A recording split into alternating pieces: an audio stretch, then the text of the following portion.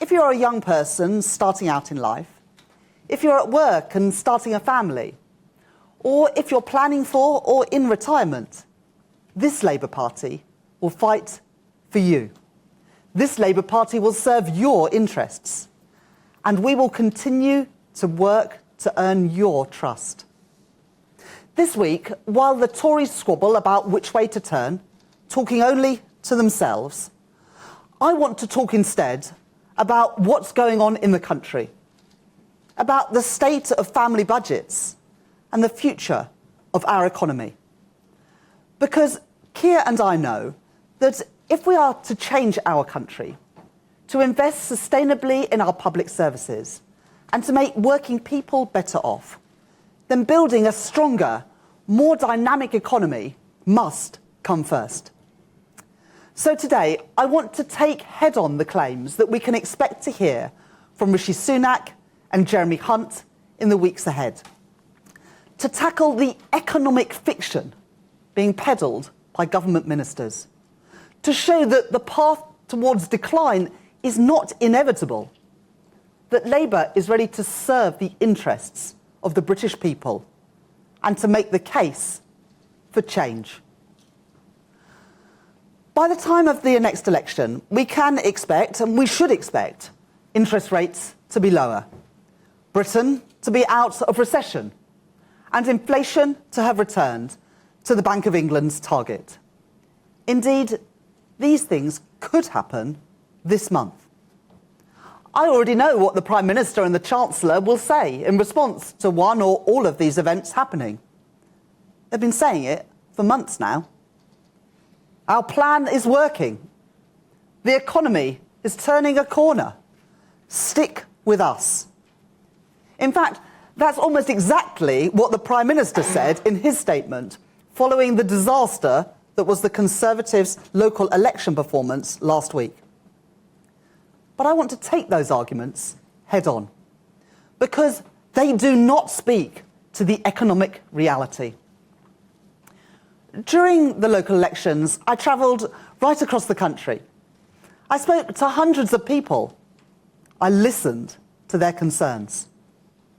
The family from Redcar, the dad doing an apprenticeship, the mum working in a supermarket, who spend every evening talking about money because there's not enough to pay the bills. The small business owner in Milton Keynes, desperate to expand, but faced with a system of business rates that are stacked against them. The worker at the train manufacturer Hitachi, based in Newton Aycliffe, who trained up for what he thought was going to be a job for life, but now finds that that is all at risk, thanks to this government's actions. When they hear government ministers telling them that they have never had it so good, that they should look out for the feel-good factor, all they hear is a government that is deluded and totally out of touch with the realities on the ground. The Conservatives are gaslighting the British public. They say we've turned a corner, but try telling that to the 6.4 million households across England and Wales last year who saw their rent increase or who had to remortgage, or the 950,000 families whose mortgage deal is due to expire between now and January next year. They say the plan is working. Is this the same plan that has meant that this is forecast to be the first Parliament on record with living standards at the end lower than they were at the start? Real household income on course to have fallen by £240 per person in that time. Our economy smaller per person than it was than when Rishi Sunak became Prime Minister, and forecast by the OECD to grow by just 1% next year, weaker than every other G20 country except for Russia.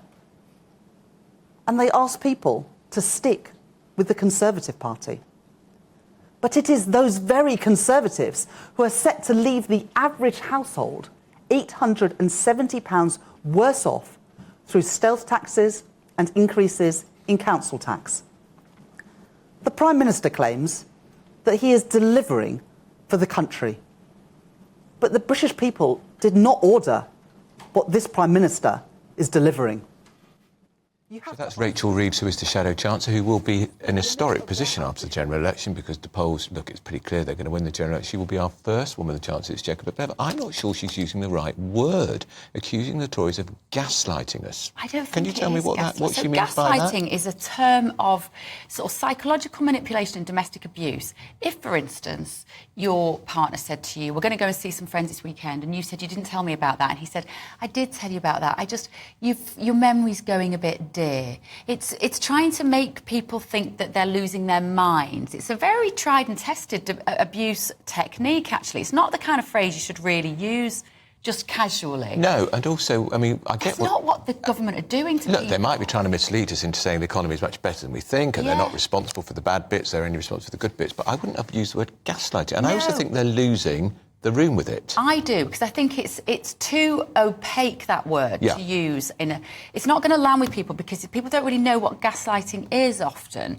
And I mean, by all means, say the government are lying to you, or they're misleading you, or they are trying to make things look shinier and better than they are. Which is what governments always do. Gaslighting. No. So I think they've chosen the wrong.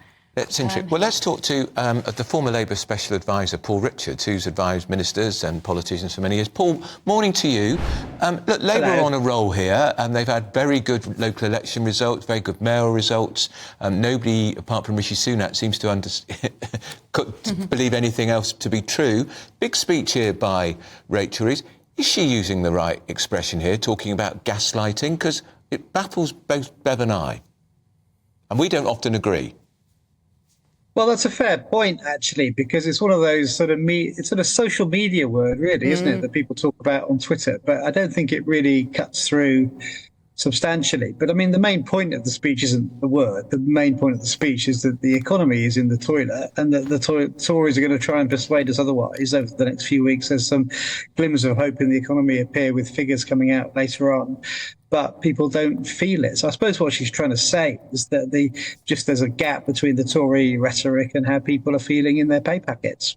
Don't you think people, and I agree with you, Paul, and I think the whole point of the next general election will be the Tories can talk about immigration and Rwanda as much as they like. Ultimately, people will decide, do they feel better or worse off than they did perhaps when they last voted in the general election? And even though inflation is falling, prices are still going up and mortgages are going up, and I think that's where the election will be fought and lost. And isn't that always true, though, Andrew? I mean, all elections are fought ultimately on, do you feel better off than you did 4 years ago? How's your pay packet? How's your mortgage? How's your rent? And that's the thing. Those are the things that Rachel is talking about as we speak. She's making the point that so many people's mortgage deals are about to go off a cliff. The fact that so many more people are paying bigger rents than they were.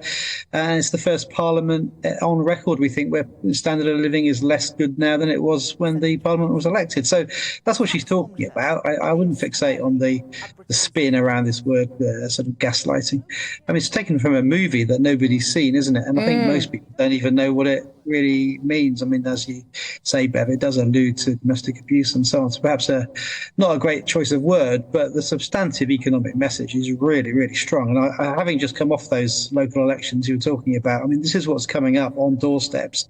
You know, I knocked on thousands of doors. One person mentioned Gaza, but hundreds of people mentioned their pay, their rent, their mortgage, the holes in the road, the fact they couldn't get a dentist or a doctor. You know, this is what people are talking about. It's also quite offensive, I think, in some ways to the voters, because if you're telling someone they're being gaslit, what you're basically saying to them is, you are too stupid to see that you're being manipulated in a way. It was apparently this was the word of 2022, because, as you say, Paul, it's kind of all over social media in a way. But it just completely fails to land. There's enough dissatisfaction in the country without telling people you can't trust the government and you might be too stupid to know when they're lying to you. The British public already know that things are bad. They don't need Rachel Reeves to tell us that we need to pay attention. We're already paying attention.